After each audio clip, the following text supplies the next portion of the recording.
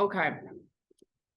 Any questions about kind of our brief discussion about an extremely difficult and complex topic, eating disorders?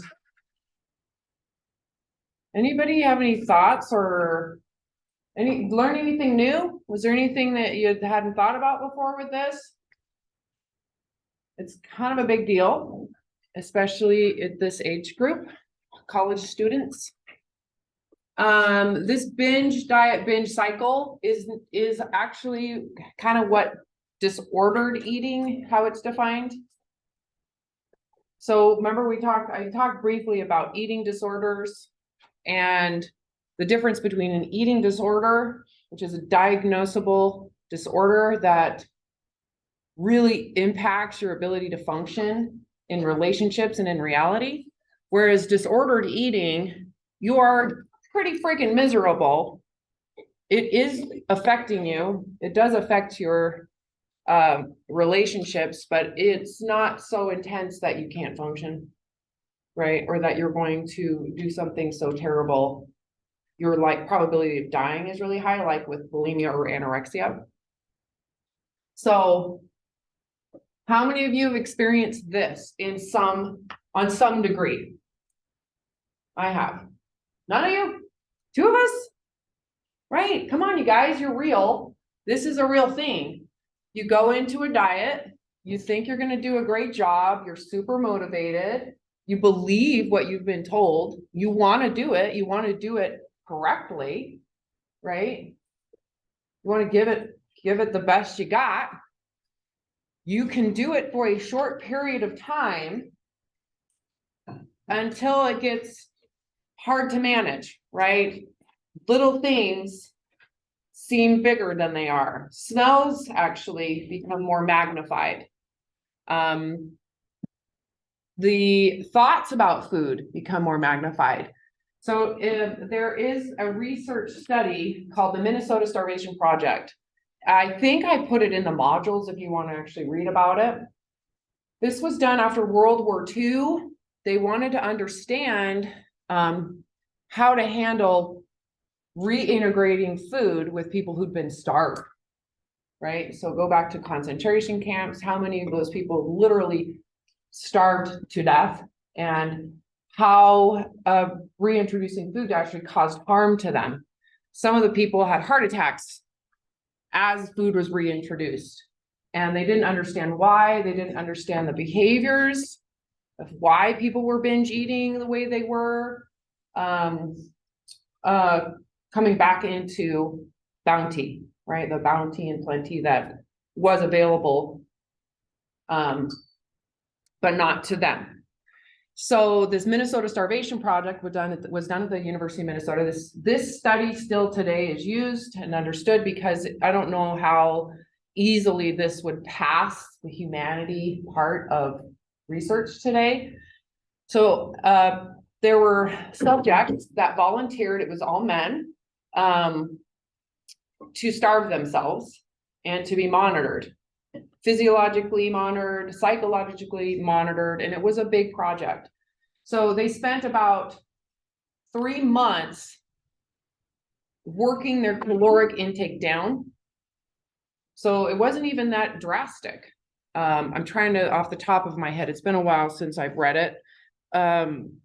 I think they started around 3,000 or 2,000 some calories, and then they dropped it down to 1,500 or so. That was it. And they starved for about 6 months, and they monitored, and they were required to continue to labor, right? So they wanted to mimic someone who is starving and still functioning, not hiding in a cave, which is typically what happens when someone is anorexic. So they had them rock on a treadmill, right? They had to minimum get, I think, 3 some miles in a day, 3 to 5 miles. They monitored heart, blood pressure, blood sugar, and they took a ton of notes. So under this whole research, what they found is that the preoccupation with food was intense. People were dreaming about food. They were obsessed about recipes. They also had experience of people where they would leave, they could go out and live with their own family and go out, And the binge eating was really high, right? Where they knew they could come back, they would be, doing the protocol, the starvation protocol again, but they'd go out and they would go out and eat at multiple places, binging and binging and binging, knowing they had to go back and starve themselves. They also monitored preoccupation with body image. How many of them were really delighted in their leanness and thinness? How many of them became, again, wanted to go into being a chef, and preoccupation with food was insane. They noticed after the fact that the overcompensatory eating was pretty significant for quite a long time before it started to die down. It took on average, I think, around 6 months for the subjects to stop over consuming food. And there were some people, they actually interviewed like 60 years, 50 years later. These were now elderly men. And they said they had some trauma and the after effects of that. They really did not feel, they felt good about what they did for the research, but it was something that it impacted their relationship with food for quite some time. So a lot of studies with eating disorders have been done around the fact that the only way for people who have been chronically depriving themselves and dieting is to give them access to food for as long as they need to. But I want you to think of this from a different perspective. This Minnesota Starvation Project, they did it once. They intentionally starved themselves for a good cause, right? For a good cause, and it affected them in a really hard way. I mean, it was 6 months. I'm going off of memory. I could be wrong, but if you go into the writing of the Minnesota Starvation Project, there's very details in there you can read. So I want you to imagine if we took those same people and we monitored their weight loss and said, those who lose more weight are more superior. Those who struggle to maintain this 12 to 1,500 calorie diet are pieces of shit. They don't have the discipline. And on top of that, we're going to be done with it. But you know what? In 6 months, we're going to do it again. You have to do it again. How do you think their behavior would be the 6 months between starvation rounds? And they called it starvation. So it's a little different today. They'd call it fasting or a diet.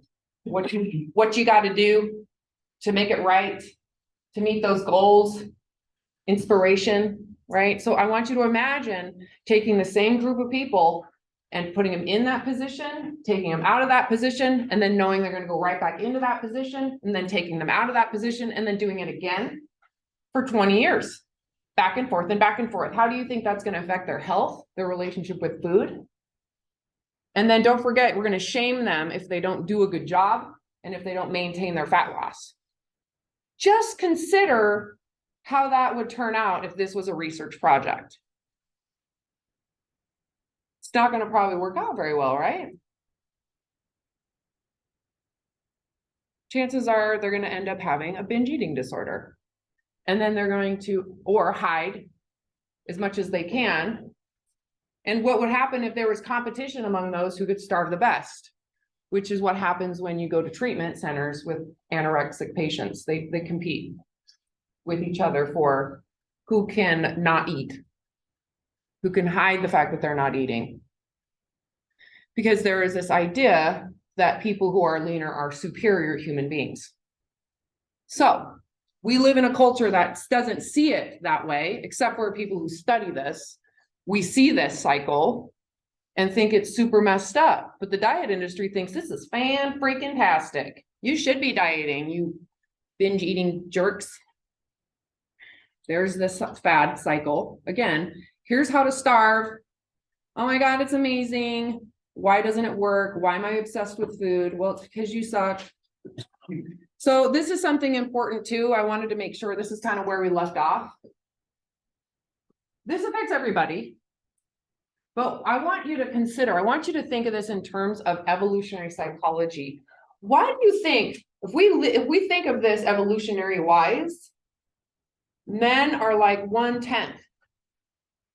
They have 1/10 the eating disorder Of course, when it's binge eating, it's much higher, but we're talking anorexia, bulimia, orthorexia. What would be the difference between why a woman would be so body image oriented and why men are not so much? Why they are way more lenient with their food intake. They're less likely to have shame when they have, let's just say, a cookie or a beer. Evolutionary wise, why do you think that might be the case? Because I don't assume that this is new. Women's, the female side of it being more susceptible to a body image problem, like foot binding, right? We go into history, we can look and see many of these standards are not held for men. They're different. There are male standards. Absolutely no doubt about it. They're different. They don't necessarily require you starve yourself though, right? You might have to just take a ton of testosterone and jack yourself up on a bunch of protein, which has its own consequences.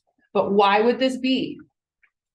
Could it be that we're more dependent on men who, for thousands of years, were hunting? You know, really think about it from an evolutionary point of view. Could it be that women, as potentially, typically the child bearer, is more reliant on the community to survive? Women are reliant with other women to survive, right? How important our survival requires connection. Could that be evolutionarily why looks are more important? Something to consider.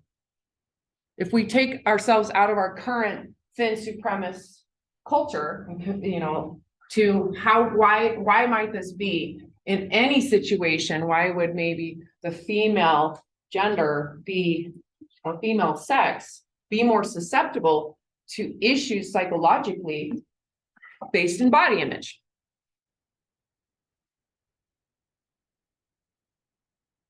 So I want to go into recovery because this to me is how you can prevent this shit from occurring anyways. First, with an eating disorder, there is a high probability of unaddressed trauma, right? Someone who is extremely traumatized and interrelational complex PTSD. Do you remember what complex PTSD and the difference from regular PTSD? Anybody remember what the difference is? Can you explain it to anybody? Isn't complex like little things over and over again? Like yes, with like someone guilting you about what you are eating or like what you weigh over and over again. It's like little things built up rather than one event. Yes, and it's interrelational. So it's usually human to human relationship trauma, whether it's being molested, brainwashed in a cult, prisoners of war, anybody who's experienced Stockholm syndrome, which most of you have, you just probably don't know it. It's a way that we survive by falling in love with our abuser. So if you can please your abuser, your likelihood of surviving is higher. So you're more willing to starve yourself and believe that it's righteous to please your captor. So this is a hypothesis that this situation might actually be a syndrome and not a disorder. You're willing to hurt and harm yourself because you believe you are worthy of punishment because your captor is saying you have to survive. That's kind of a big deal. And I think everybody here, in the way that they have studied this and try to understand it, again, from an evolutionary psychological perspective, is if you were held hostage, tribal warfare, you were taken, how do you survive? Well, you're probably going to want to assimilate as fast and as hard as you can. And if you can feel affection for your captor, that's a way to survive and to accommodate to that person or community. They've seen this in the work environment.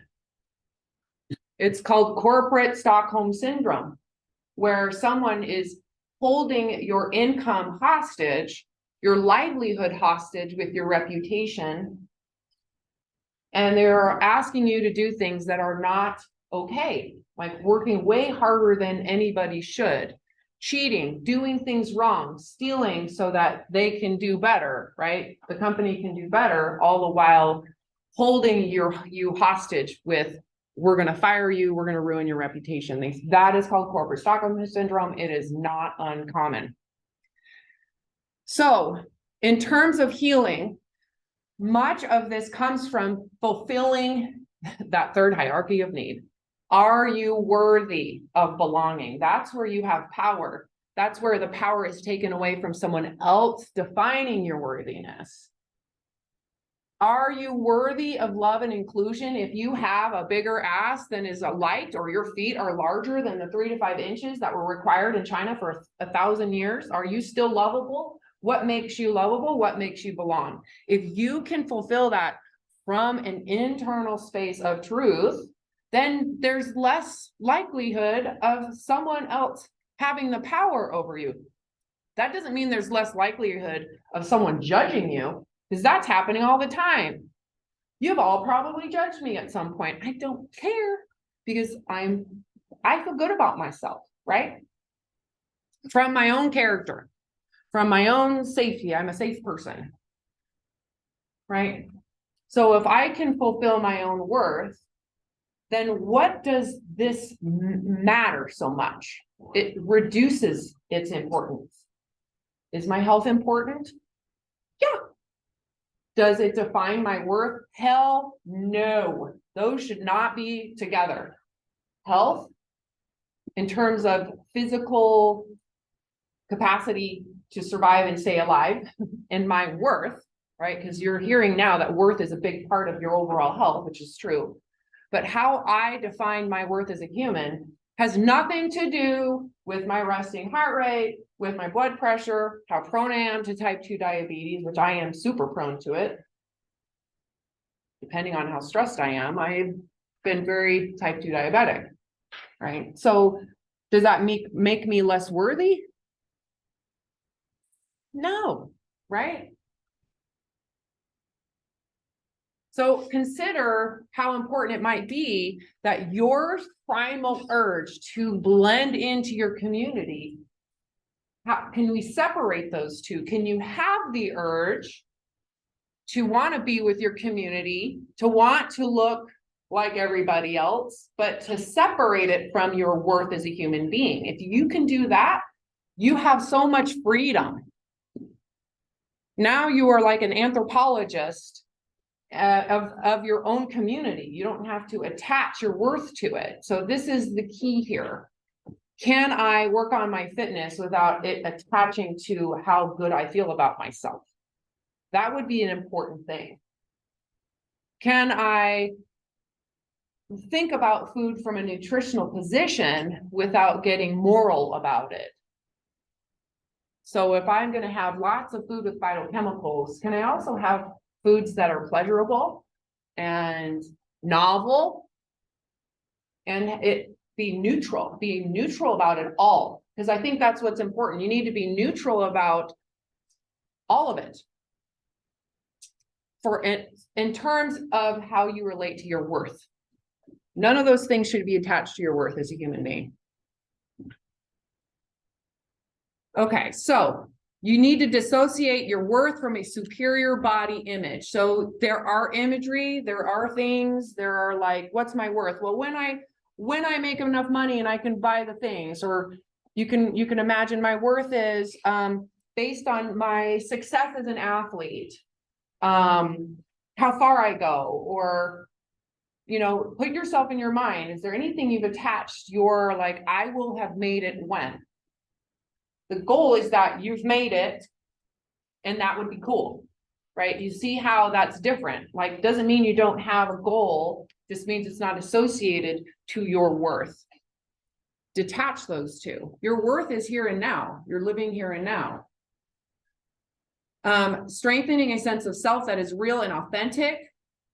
That's very important. This is hard to do, because if your real and authentic self, you've abandoned it. This kind of goes back to our identity conversation.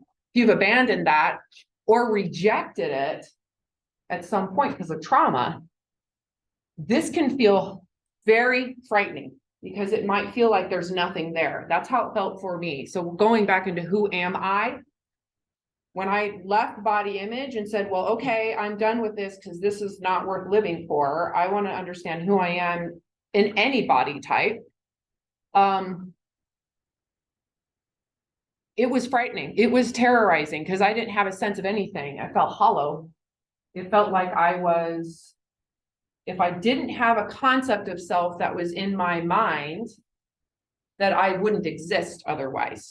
Again, that's the all or nothing, that's the survival brain talking to me. So the only way for me to get to this authentic self was to face my mortality, to allow that mortality to rise, and for me to sit there in the truth of the humbleness of who I am. So working with someone who has severe attachment to body image, which promotes eating disorders or exercise disorders, is not easy. I'm making this sound like, oh yeah, just love yourself. It's not easy when you think that the inner self is worthy of trauma, right? You've abandoned yourself because of trauma. And if you go to that self, it might be unconsciously assumed that trauma will continue. So it might feel attaching to an alternative concept of yourself in a body might be safer. At least it was for me until it wasn't. So the key here is validating yourself based on your true authentic human characteristics. That way you can be more of an anthropologist with your community, that you no longer have to be the community. You can be your true self while you assimilate. Moving on. So 5 stages of recovery to an eating disorder, which is all about body image. You'll notice this has nothing to do with food. Except you'll never be thinner. So to you guys, it might seem freaking nutso. But to someone who is suffering super intensely, reaching out for help, paying for help, this is life-saving information. And the clients I've worked with, hundreds of them, across the whole spectrum, this is a game changer with their relationship with food.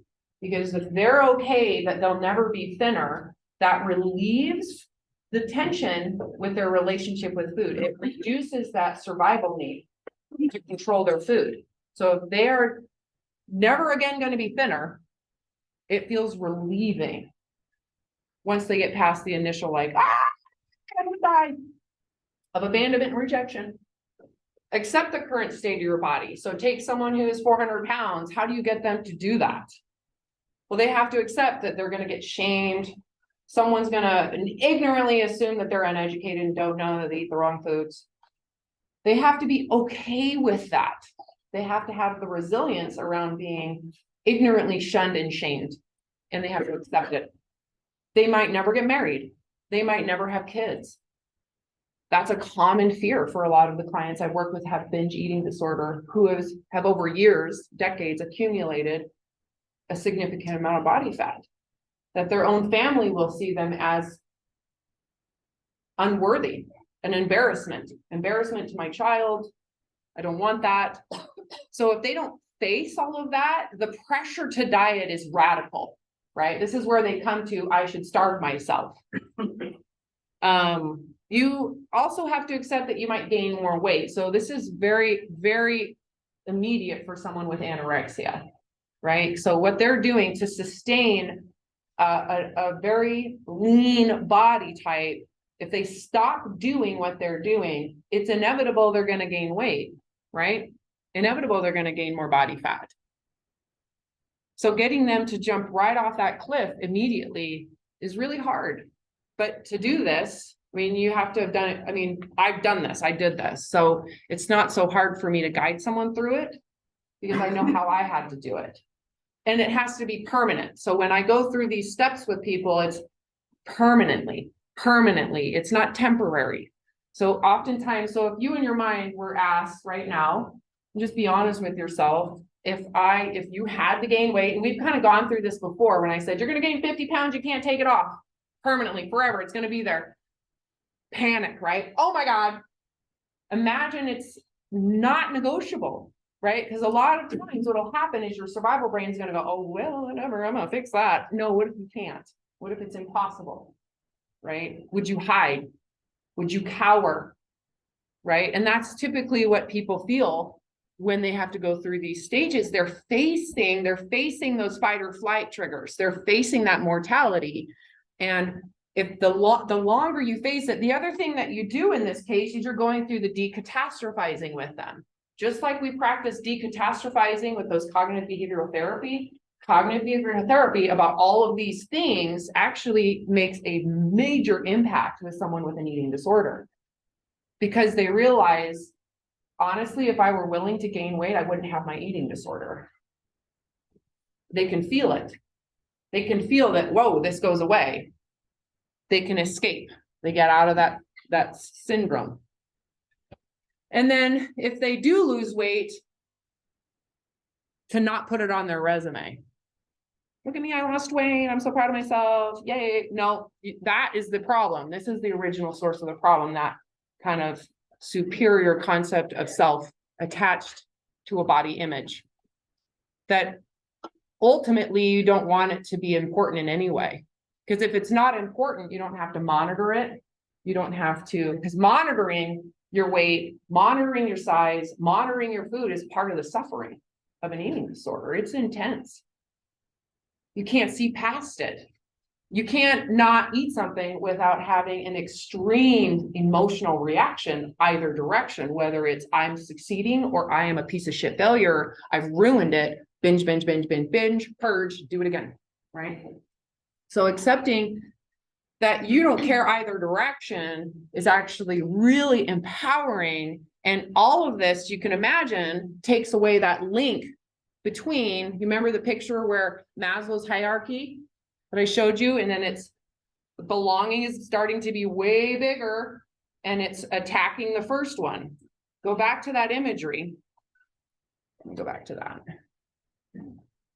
This one, oops. This one. This is what happens when someone has an eating disorder. Remember, Stockholm syndrome is specifically defined like this, by the way. The person, your survival is belonging with someone who is torturing you, and they will specifically use food and water to hurt you. They'll take it away. So that's an eating disorder. So if we can get your body image completely detached from this, will this then be attacked? Will this be in danger? If you don't have to lose body fat ever again, what's the likelihood that you're going to restrict food for that reason? It's pretty much zero, because we're not wired to do that. Okay. Okay, oh my God. Okay, the goal is to remove body image from belonging, right? Body image is more about assimilation. It's about blending in. It is not about your worth. That's the key. And remember, body image isn't just an image, it's a concept as well. Purity concepts, dress codes, concepts of health. This is where orthorexia has gotten really intense for people, and why it's growing so much is the illusion that your worth is based on the purity of food and the health that you eat. And we could probably say that there's a lot of that in exercise community. Okay, so the next thing that you do with someone who has an eating disorder or disordered eating is they have to relearn how to relate to food. So once you address body image, then you need to address how they're relating to food and if it's become somewhat codependent. I do this, by the way, with my clients that come to me for personal training. The first thing we talk about is their body image, what they think they're going to get from this, and to try to separate, at least so that they can see that your fitness shouldn't be about your marriage. Fitness should be about fitness. Should not be about making your parents proud. It should not be about proving them wrong. You do not want your relationship with food to be about proving someone wrong or proving yourself right, or trying to get inclusion or appraisal from a parent or a significant other. Do not connect the third hierarchy with the first in a kind of narcissistic way if you can. So first of all, the key here Dissociating one's worth from dieting, because those can become, this is narcissistic supply to the thin supremacy, right? So if you can dissociate your worth from dieting, then there's less likelihood of guilt and shame. What would you say to someone who does do more fitness, like, just because we do? Like, they try to, like you said, not prove themselves, but like, it's almost like they need to. Well, I would question why they would need to. They need to go deeper into what the need is. Because there's, so let me use myself as an example. I walked my dog this morning because I'm not going to be there at a 6-hour statistics exam tonight. And I ran, walk, and it felt good. Why would I do that? For yourself. For my, yeah, just to feel like I actually was thinking I want to stimulate my thyroid. I want to stimulate my brain. I want to be a little bit more energized. So if I walk the whole thing, I might not be stimulating my endocrine system. So it was an intellectual decision. It was not emotional. Do I need to do that? So if there's a need, so I have had exercise bulimia, which can also be called an exercise addiction. And let me tell you, I had to exercise. And I would have never have thought it had anything to do with how lean I am. But it was, because I never questioned the leanness might be the issue. In other words, internalized it. I internalized it. It becomes into the backdrop. It doesn't become a forefront thought. It's now in the unconscious mind. So I just feel better when I work out for an hour. I feel better. So there can be, it might be attached to, it might not be an image. It could be a sense of worth. Accomplishment is often the case. So I try to help clients not do that. Because then there's a promotion of guilt and shame with exercise. So I guess my answer for you would be you just need to go deeper into it. There's nothing wrong with liking how it feels and enjoying the body. But if you have to do it, that sounds to me like some type of fight or flight. You want to be more neutral about it. Like I can, but I don't have to either. Like it's not something that I'm emotionally attached to. Does that make sense to you guys? That's a great question. So the goal is to disassociate your worth from dieting next. So once you get out of the body image, you could say the same for exercise. Your worth should not be based on your exercise.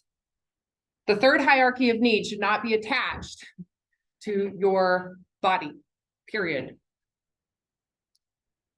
Learning physical sense of hunger and fullness. So this is where the hunger and fullness scale comes in, because what you're trying to get someone to do is reduce all the dieting dogma. Do you guys know what dogma is? It's an unquestionable belief given to you by an authority that you're not to question.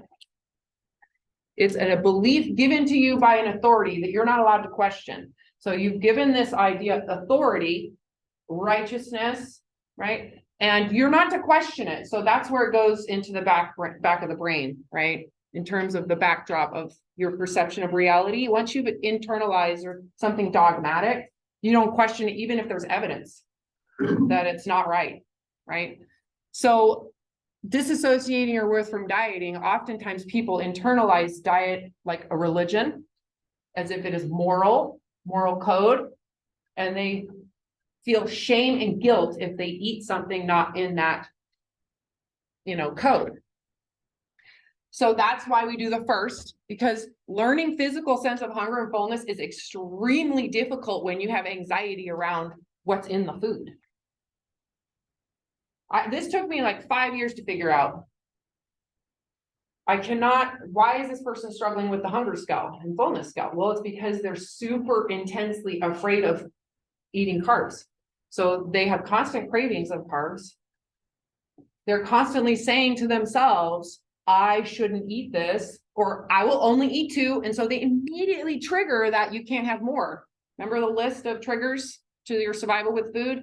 Can't get more. So they're consistently overeating, right? And the only way for us to get rid of that impulsiveness to overeat was you have to do this one first, the top one. So during your 5 days of logging your hunger rhythm, some of you might notice it's difficult. You might have a hard time reading what it physically feels like. And that could be because you're afraid of food. You're worried it's going to be too much.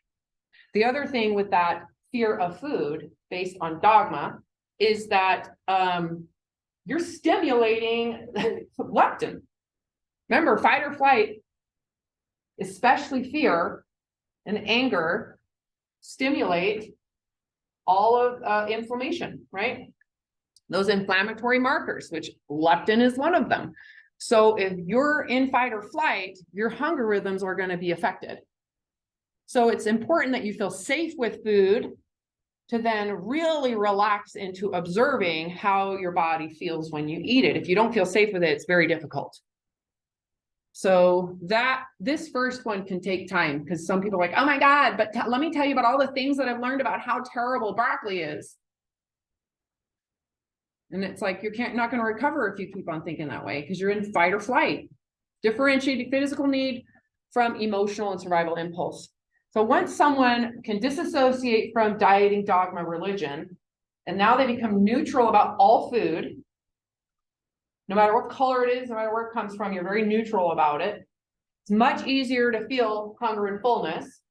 And once you do that, it's much easier to get an understanding or a differentiation between, am I bored eating? Am I procrastinating eating? Am I eating because it's time? Am I eating because I'm not going to be able to eat for 5 hours, so I'm going to overeat ahead of time? You know, it becomes more intellectual. Now your logic is working. Now you can actually see your patterns. But if you are still dealing with shame about food righteousness, you're toast. This doesn't work. You need your diet. You better go back to it. You're going to have to control, which means you're going to probably still have emotional eating and binge eating issues. And you'll be like, it's hopeless. I'm diseased.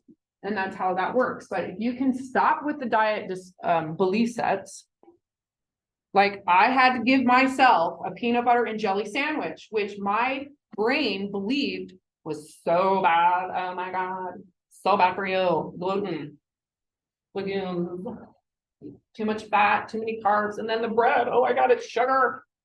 I had to basically question that shit and say, I don't believe it. I just want to eat a freaking peanut butter. And if I go to hell because I eat a peanut butter and jelly sandwich, I'd rather be in hell because not eating the peanut butter and jelly sandwich is bottom of Dante's Inferno, like bottom.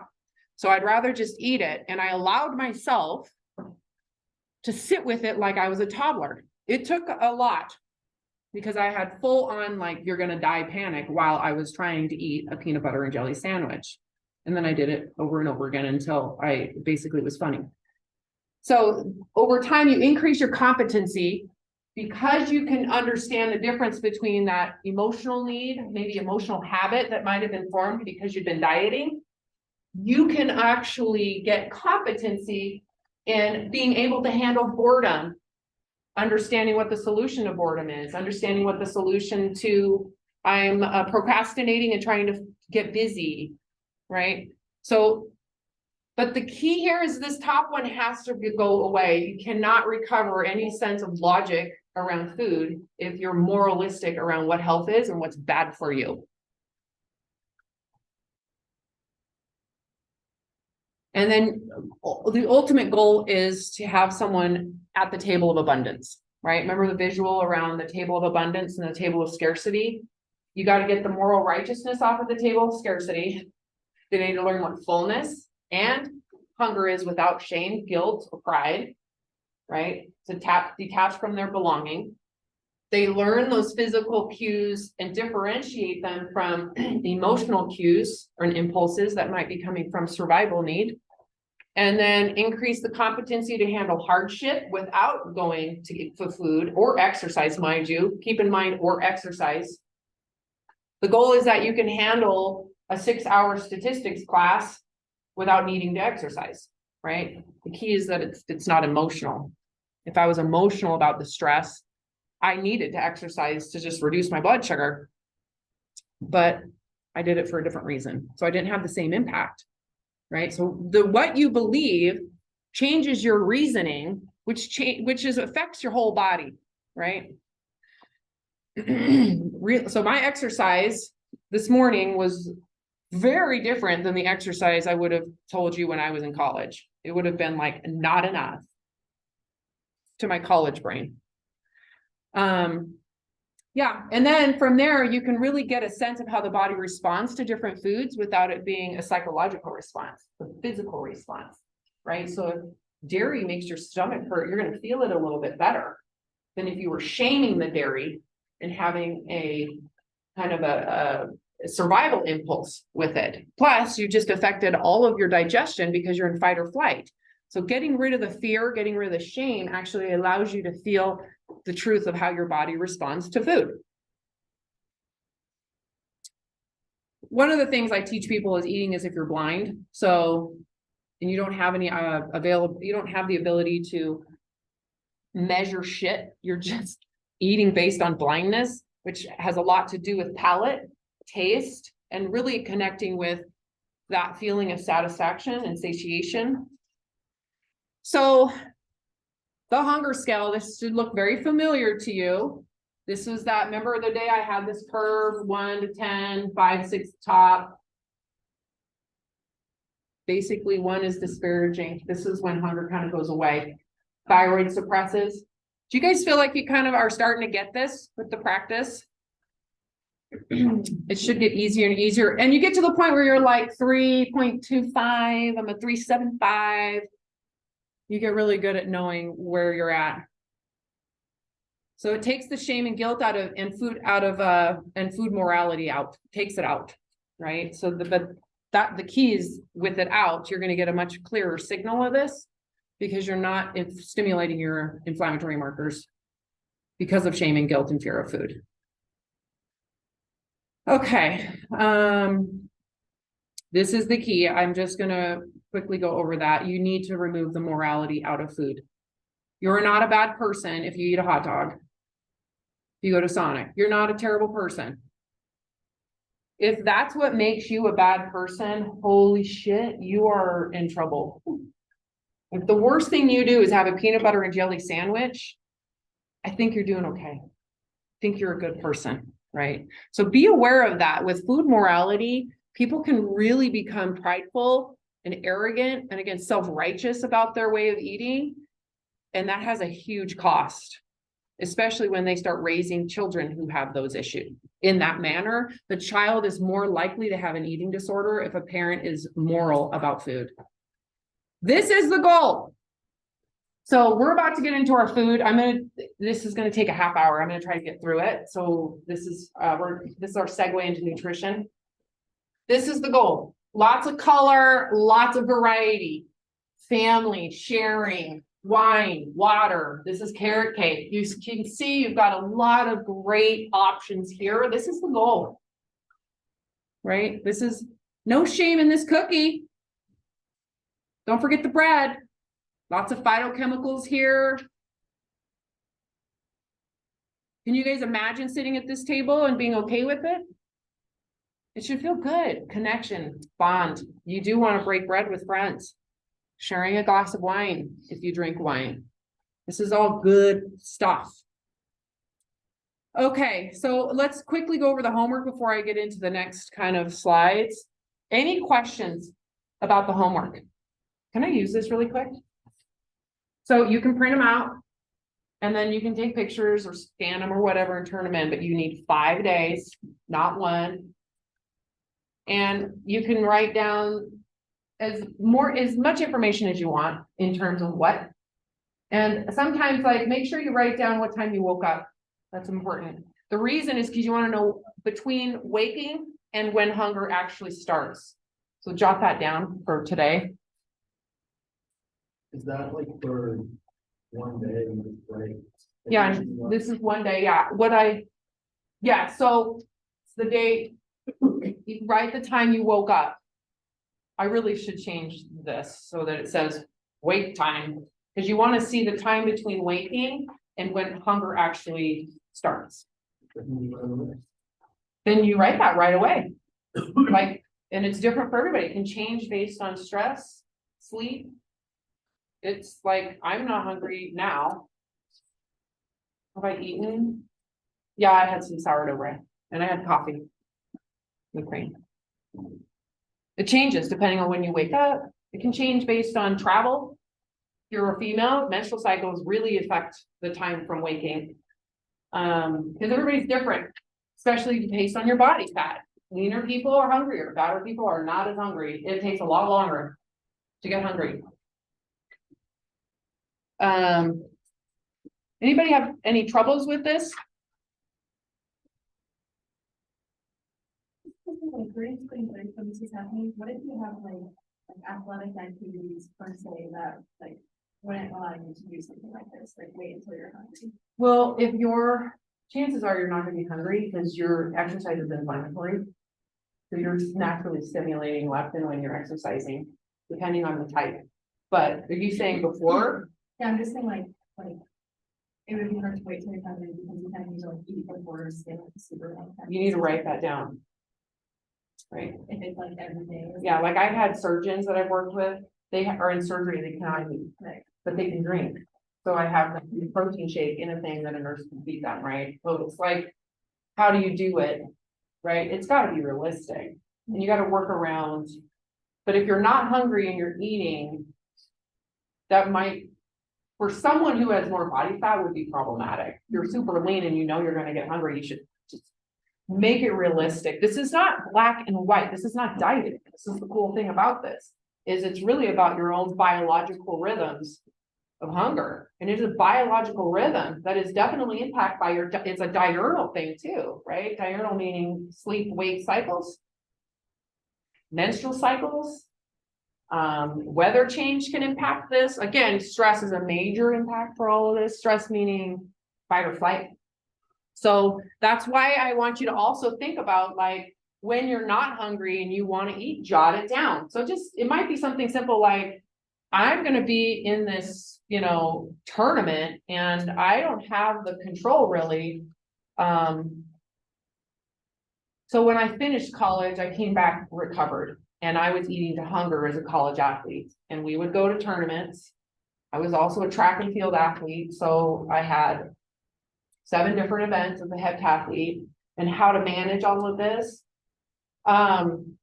You want to stay in that Goldilocks zone if you can, right? You don't want to be too full. You don't want to overconsume. You just want to feel good. Chances are with exercise, you're inflaming the body. You're not going to be hungry unless it's like, what do you do? Play soccer? No, dance. It's just if like practices are really, really long. You know what I mean? Right. Like, Okay. So that's what matters. Yeah. Yeah. And sometimes you can wait until after, but if you know your blood sugar is dropping, maybe you can have something during. So this is a great question because this is reality we're dealing with, right? It's idealistic to think that you can always have food available when you need it. But life doesn't always allow that, right? People in meetings where you're in a meeting for 3 hours and you're trying to teach someone this concept so that they can recover from their disordered eating, how to do it so that it's not another diet. Because some people can make the hunger scale their next diet. They're very black and white about it. They're super afraid to get out of the Goldilocks zone, right? So it's important that this is a relaxed thing so that you're not stimulating that inflammatory response, which is going to affect your leptin levels. Any other questions about this? I've been eating this way for a long time. So I'll finish with this. The key too, as you get older and you start having families, if you have food morality, chances are your child is going to have problems. They're going to hide food. Many of you have had that experience. When I asked you, I think it was in class, what experiences have you had where you felt food was in danger, or you've experienced that impulse to overeat. Many of you hid food from your parents. I am the house that has candy, I have chips, I have everything because I want that abundance so that it loses its appeal, and it does when you allow it to be there all the time. But I could always tell when my children's friends' parents dieted because those were the friends that binge ate at my house. Okay, we're gonna go through this so quick because this is not a nutrition class. How many of you have taken nutrition? Right. Okay. This is vanilla. This is watered down. So lower your expectations right now. Nutrients. This is the boring part of this class. This is really boring. Some of you might think it's really cool though. So Nutrients. Constituents of food that sustain human physiologically. Proteins, right? Think of your macros, fat, protein, carbs. Nutrients are what provides biologically what's required, like sodium, potassium, biotin, proteins, carbs, vitamins, and minerals. Water. Humans can only survive a few days without water. Again, this kind of goes back to the first hierarchy of need. This is kind of a big deal. How many of you have ever had water scarcity? What did you think about it? I didn't like it. I mean, I had a ration of water over a week and it was kind of scary. It's miserable, isn't it? Yeah. Stomach, super painful too, physically, right? Oh, headaches. I'm sure that was miserable, right? Kind of a little obsession about it. It's crazy. It's kind of amazing when you really take out the misery and the like, what the hell did they do that for? It's really kind of amazing. This is how we've survived for as long as we have. It's these psychological primitive attachments to these needs. I think in the modules, I attached just recently this fall, I can't remember where it was in the United States, but all of their water source was ruined. And so everybody in this town, just this fall, and it had to bring in all their water. And imagine what they were thinking when they had to ration bottled water. They didn't know when their water was going to. Just think about cleaning, the need to clean your hands, your utensils, the thoughts that might come up if you don't have access to clean water. If you're not thirsty, so this is where a lot of people ask, what should I do with water, Robin? Because there's so much like, you should have so much water in a day. The issue with drinking too much water is you flushing your system of vital nutrients, your kidneys. You start to flush out potassium and sodium. Your likelihood of having an issue with essential minerals such as sodium and potassium goes up. So I personally feel that if I'm thirsty, I'm going to drink. You also get a ton of your water in the food that you eat. So when they say 8 glasses a day, that's actually based with the inclusion of water in the food you eat. So it doesn't have to necessarily be 8 exact glasses minimum a day. Any questions on that? I'm telling you, this is super rapid, like rapid fire, 30 minutes. We now have 15 minutes of nutrition. Protein. Next to water, protein is the most abundant compound in the human body. Protein is broken down into amino acids. You can get protein from a lot of different sources. So anybody here vegan? I know. Vegetarian?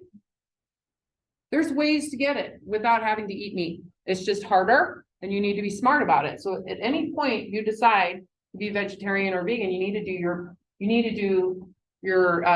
study. You need to know what you're doing. It's much easier to have a piece of meat than it is you've got to know what combinations, right? So those of you who take nutrition understand the human body can produce a significant amount of its own protein and amino acids, but there's a significant amount our body does not create, right? So if you look at cows, they do not eat meat. How do they maintain all the muscle in their body? Well, it's because their bodies actually can create all of the protein that they need. Humans do not. So it's important you get it from a variety of places. Non-essential. So those are what the body makes. You don't have to eat them. And then there's essential amino acids that you need to consume. Okay.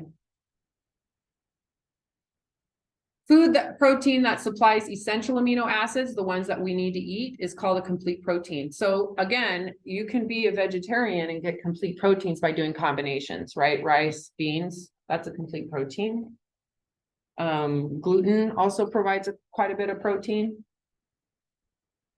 Some of you here who I know there's a couple of bodybuilders in here could probably teach a whole lecture or 5 on this topic. So just forgive me for being so vanilla because I don't want to go there. Legumes and grains, nuts, seeds, leafy greens, vegetables, all the things. You can get protein from a lot of different sources.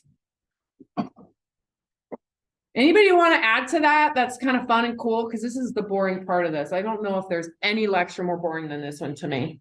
Anybody want to add some fun? Any fun facts out there about protein? No one? Come on. Someone? I'm gonna make it awkwardly silent right now. I don't know if it's the person that I had. About protein specifically. What's a good place to get? Okay, how about this? Who drinks protein shakes in here? Right, like what the hell? You guys, no one answered. Where's your favorite protein shake? What do you think tastes the best? Yes, I drink Premier Protein. I don't like the other ones. They're just, and they make a coffee one now. Oh no, that's what I'm talking about. Anybody else? What do you like and what do you prefer? Those of you who are weightlifting consistently, which protein powder do you think is the best? I use whey protein. From where? Where do you get it? Like fueling station in a weight room. Okay, well, I'm super privileged, okay? Anybody go to Waco? Oh, Costco. Okay. My mom gets it from Costco.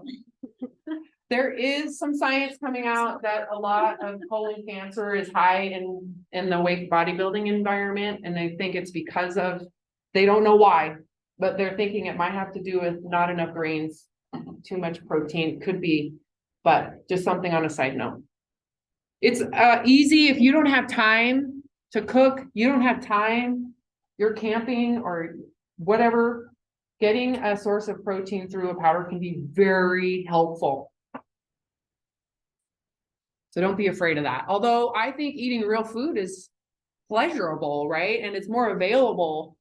And you're also getting other nutrition. When you do combinations, it's just obviously ideal to actually eat real food, especially when it tastes good and you're sitting and you can enjoy it. The downside of having a protein shake is it's really not registering with pleasure so much as it is just making sure you're getting something that has some nutritional value, right? So when you have the option, real food, eat it.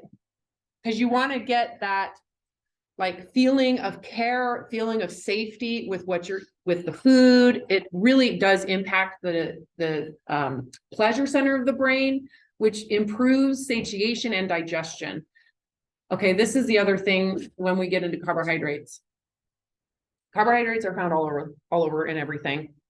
And actually last semester, I learned a ton in my master's level exercise physiology class about why carbohydrates are super important, especially in cardiovascular exercise. That if you're on like keto, you're screwing yourself because you need the glucose and you're not going to get it if you don't eat it. You're not going to stimulate enough of what you need, and you're more likely to have neurological breakdown over time. So that's why long distance runners will drink or eat those like banana packs, right? Because you've got to make sure your blood sugar stays ideal. Okay, pleasure. On a side note, I don't know if I've talked to you guys about this, so please tell me if I've already mentioned this. They've done studies where they take pleasure out of eating to see what happens with digestion. So they've taken, well, they used to do studies with people who had like drank something corrosive, so their esophagus was corroded, and they had to use port. Have I talked to you guys about this yet? Okay, this is the coolest shit. This was in the early 1900s, late 1800s. And they wanted to understand the physiology of digestion.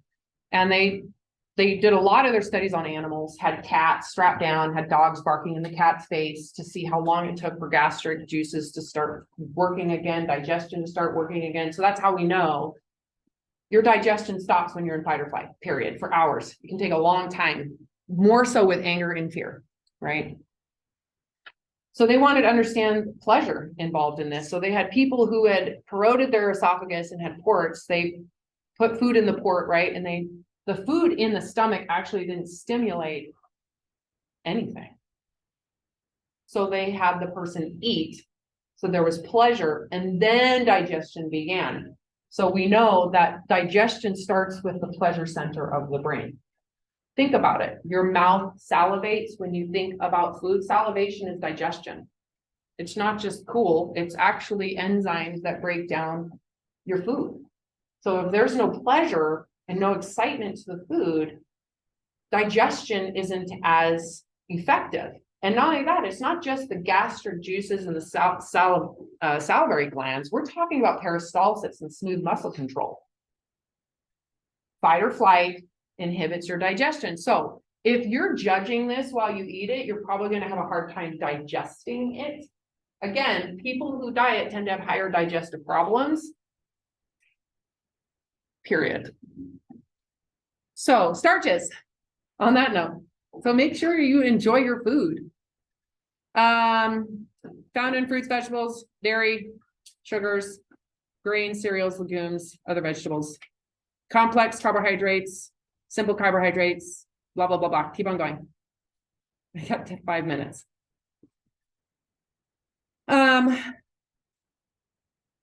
This is a real thing. A recent study followed 367,000 people over 14 years. They found that the higher consumption of whole grains, the lower the risk for death from cardiovascular disease, diabetes, and cancer. Okay, so statistics can create whatever they want.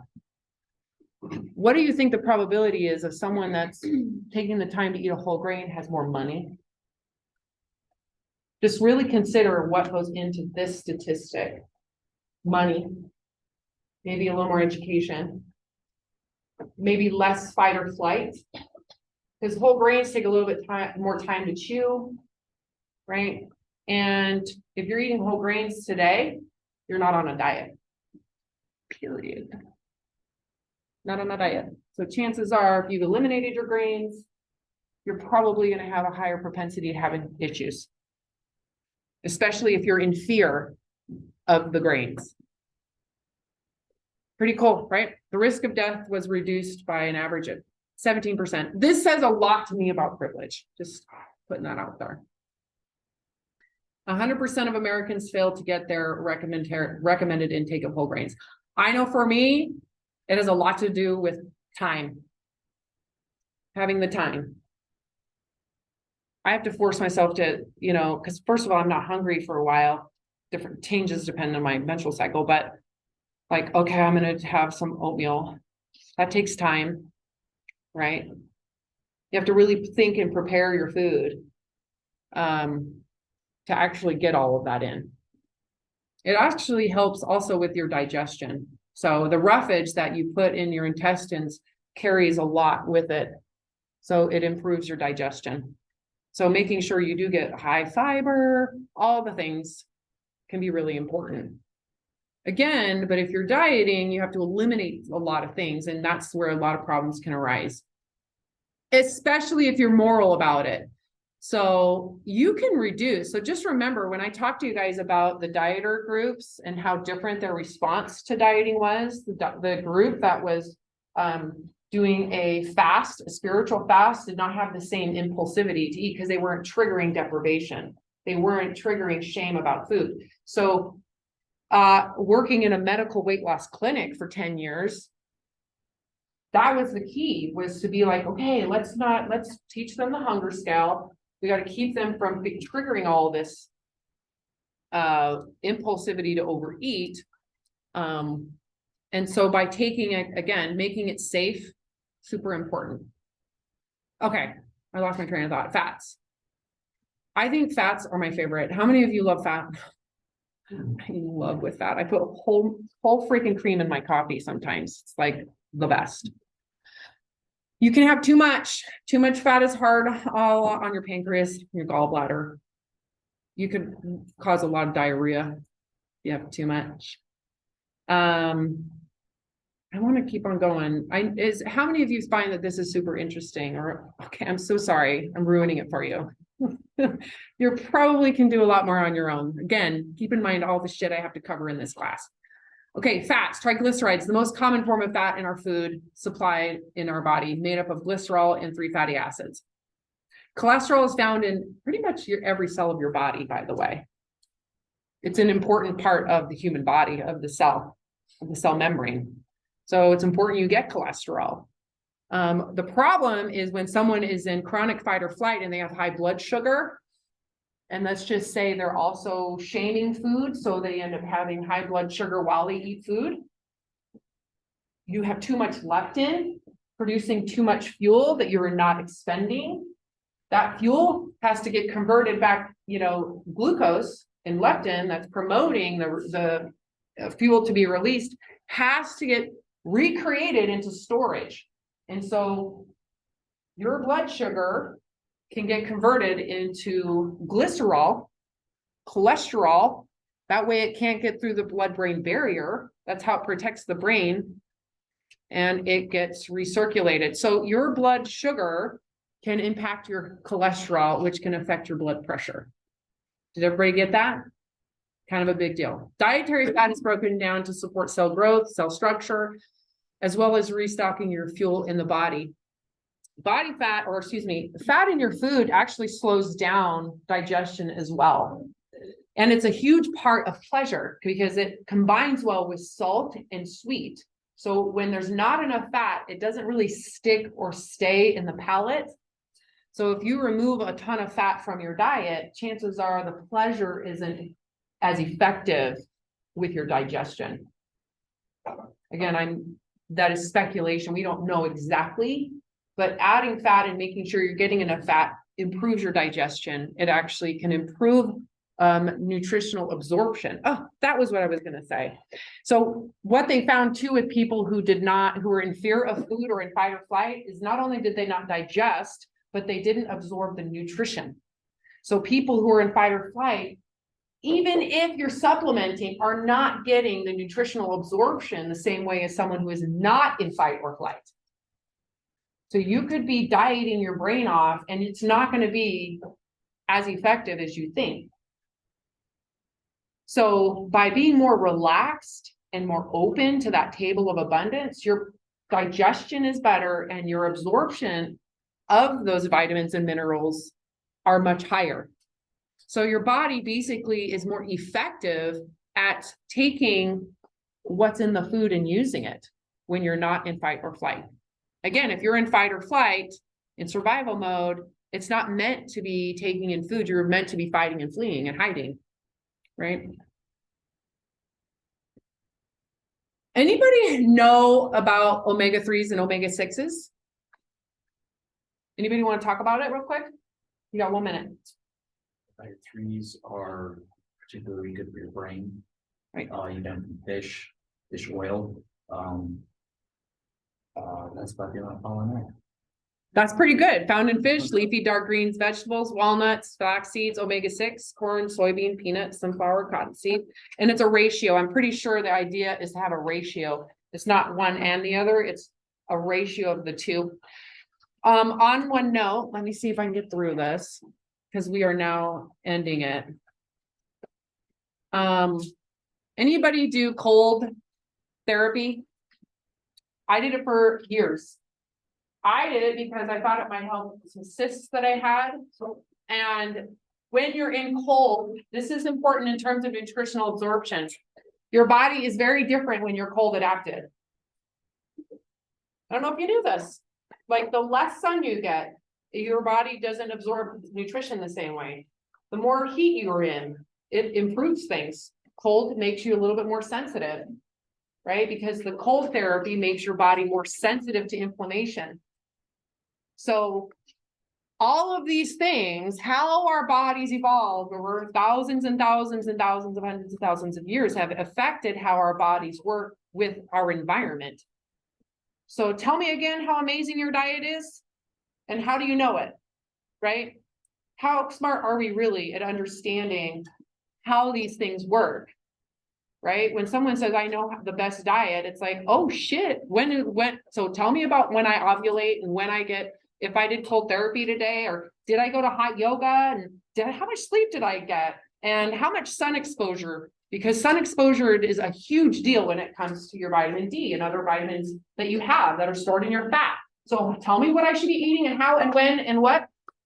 So I guess the goal is for you to recognize the body really knows what it's doing. Our intellect is super subpar to understand it. So Enjoy your spring break. Focus on that hunger skill in peace and calm, and then we'll finish this up a week from Monday.